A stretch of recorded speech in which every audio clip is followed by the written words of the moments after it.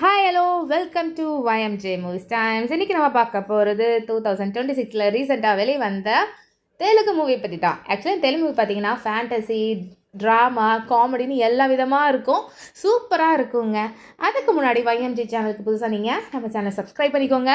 பக்கத்தில் இருக்க பெல் பட்டனை ப்ரெஸ் பண்ணிக்கோங்க.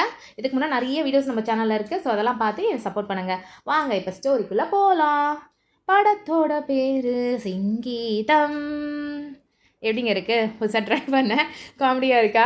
ஆக்சுவலி எப்படி இருக்குமோ இதே மாதிரி தாங்க. இப்போ பேசிக்கிட்டே இருந்து நடுவில் பாட்டு பண்ண பாருங்க. இதே மாதிரி தாங்க இந்த படத்தோட ஸ்டோரின்னு பார்த்தீங்கன்னா, நார்மலாக இருந்த ஒரு கிராமத்தில் ஒரு சாபம் வருது. அந்த சாபம் என்னன்னு பார்த்தீங்கன்னா, யாரும் பேசிக்க மாட்டாங்க, பாடுவாங்க. அவங்க எது கன்வே பண்ணாலும் பேச்சாக வராது, பாட்டாக தான் வரும். ஸோ அந்த அளவுக்கு காமெடியாக இருக்கும். ஆனால் இதோடைய மியூசிக் டைரக்டரும் நமக்கு எல்லாருக்கும் பிடிச்ச நம்ம தேவிஸ்ரீ பிரசாத் தான் வந்து மியூசிக்கும் போட்டிருக்காரு. ஸோ அருமையாக இருக்குங்க படம். அவ்வளோ சூப்பராக இருக்குது. அதோட இதில் வந்து ஒரு மெசேஜும் சொல்லியிருப்பாங்க.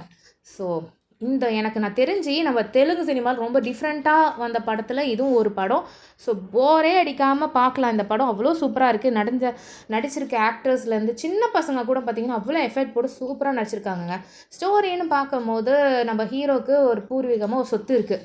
ஸோ அதுக்காக வந்து குபேரபுரம்னு சொல்லிட்டு ஒரு ஊருக்கு வராரு.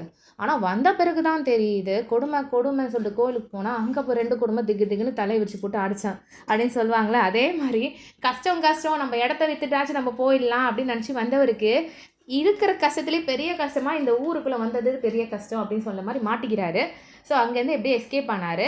இவர் ஏற்கனவே ஒரு சாபம் இந்த ஊருக்கு இருக்குது. அது இல்லாமல் இவர் வந்த பிறகு வேறு இன்னும் 2 சாபம் எக்ஸ்ட்ரா ஆட் ஆகிடுது. ஸோ அந்த சாபத்துலேருந்துலாம் எப்படி வெளியில் வராங்க அப்படிங்கிறது தான் ஸ்டோரி.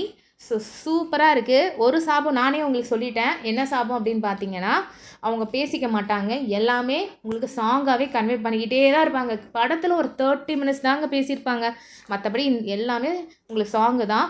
இன்னொரு சாபம் பார்க்கணுன்னா நீங்கள் கண்டிப்பாக படத்தை தான் பார்க்கணும்.